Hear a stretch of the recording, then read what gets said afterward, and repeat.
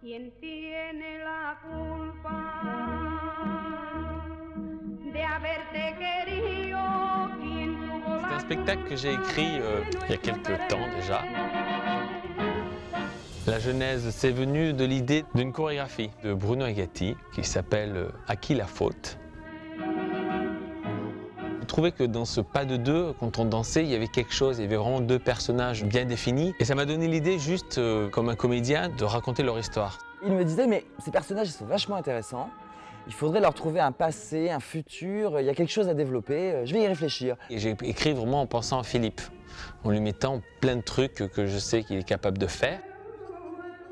Et puis tout d'un coup, il est arrivé avec le petit livret sous le bras et il m'a dit, bah voilà, c'est fait, clac clac. Felipe, comme je suis content que t'aies pu venir. L'histoire, c'est un garçon, Pablo, qui rentre chez lui et qui se rend compte que sa femme est partie avec sa fille. Et désespéré, il va chercher de l'aide auprès d'un ami. Tu te souviens de Carmen? Oui, vaguement. Elle est partie avec la petite. C'est l'histoire d'une séparation. Voilà. Et tous les deux, ils partent à la recherche de la femme de Pablo et de sa fille.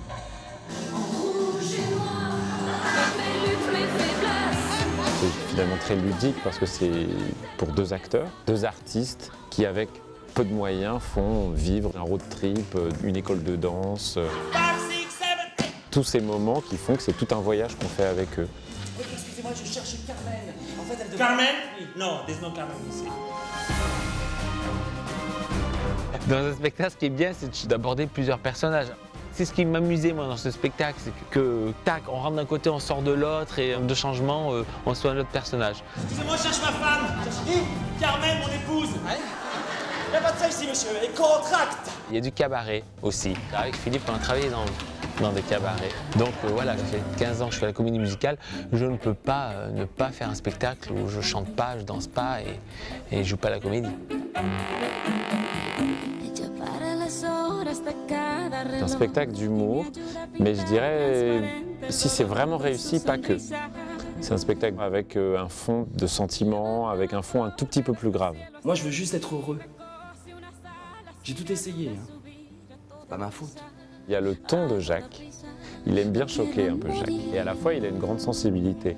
Et je trouve que dans À qui la faute, on a vraiment ces deux aspects-là. C'est qu'il y a vraiment de la blague pour de la blague. Vous croyez que c'est un moment important? Toto conto pour l'enquête. Le policier qui est un peu extrême droite, d'après ce qu'on peut comprendre dans son discours. Ils devraient tous les enfermer. Ou l'homo qu'on peut plus, qui explose et qui du coup est un peu too much dans sa façon de déclarer son homosexualité. Ah, ça vous emmerde, hein, que deux mecs qui s'aiment. Là, va falloir vous habituer parce qu'on est de plus en plus nombreux. Hein. Et à la fois, il y a ces moments d'émotion de deux personnes qui se sont mal quittées, qui se retrouvent, d'un papa qui dit au revoir à son enfant. Moi, je voudrais qu'on reste tous les trois ensemble. Et ça, c'est des choses, je trouve, assez belles et assez fines. Ça parle de sujets comme l'identité. Et vous vous appelez comment? Carmen. Débissette. Ah! D'immigrés espagnols qui ont un petit peu coupé avec leurs racines. Mi madre lo terminó matando por lo cuida que es. Il n'y a pas un thème dans ce spectacle. On aborde beaucoup de choses, toute une thématique sur la recherche de soi-même, la reconnaissance de soi-même. C'est vraiment une ode à la tolérance. Donc on parle de tout. De tout, oui. Mais c'est peut-être aussi l'amour. J'ai beaucoup aimé votre petit numéro, très excitante. C'était pas una bailarina, una danseuse. Pero il y avait un charme qui m'a embouté. Et recueillez-vous que c'était un homme. Il était encore excité. C'est oublier la culpabilité pour mieux aimer et être mieux aimé. No tengo la culpa. Pour la danse, j'ai travaillé beaucoup avec Jacques en studio. Et pour le théâtre, ça a été Flanand vraiment qui nous a dirigés. Je sais que Jacques m'avait parlé de cette histoire qu'il avait en tête, il avait écrit des bribes et c'est vrai que je l'ai plutôt poussé à continuer. Et donc c'est parti quand même de quelque chose où on se sent en confiance les uns avec les autres. En fait, Jacques, parce que Vartan et machin, j'en ai marre, sois sur lui tout de suite. Sinon il part et tu n'as rien vu, tu es à la bourre. Je pense qu'il avait besoin de s'entourer de personnes de confiance, c'est normal, pour avoir posé un regard sur cette première chose qu'il osait faire. Flanand, et en fait, il a apporté ce truc de la cohérence des personnages et de leur histoire, du début à la fin. Bravi. Bravi.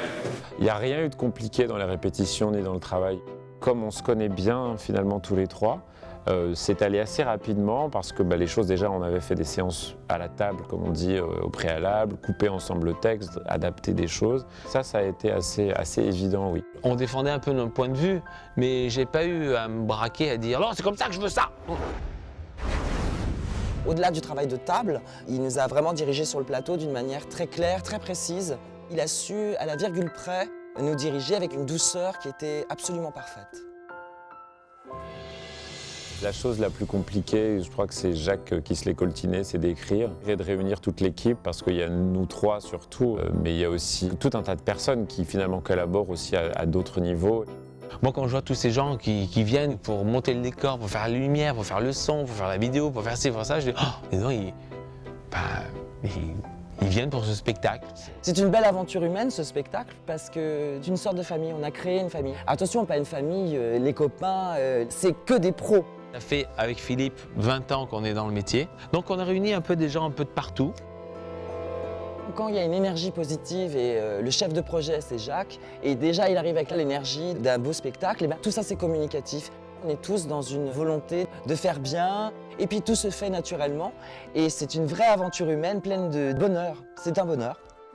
Ce qui manque à ce projet, c'est tout simplement que des gens tombent amoureux de lui et aient envie de le prendre dans leur théâtre, à droite et à gauche.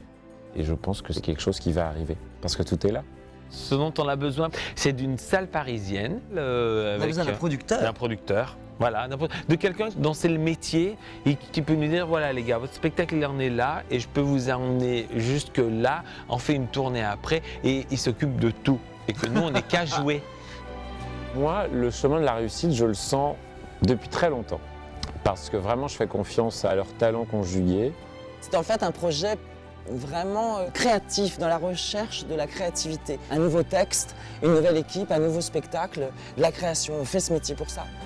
Le beau message que je trouve qui est contenu dans ce spectacle, c'est qu'il faut faire confiance à son vieux rêve qu'on a et qu'on n'ose pas toujours mener à bien parce qu'on pense qu'on n'est pas assez bien, pas assez ceci, qu'on n'arrivera jamais à ça. Et ça, c'est une belle leçon. Parce qu'au bout du compte, je crois qu'on arrive avec une belle chose qui ne demande qu'à éclore et à durer.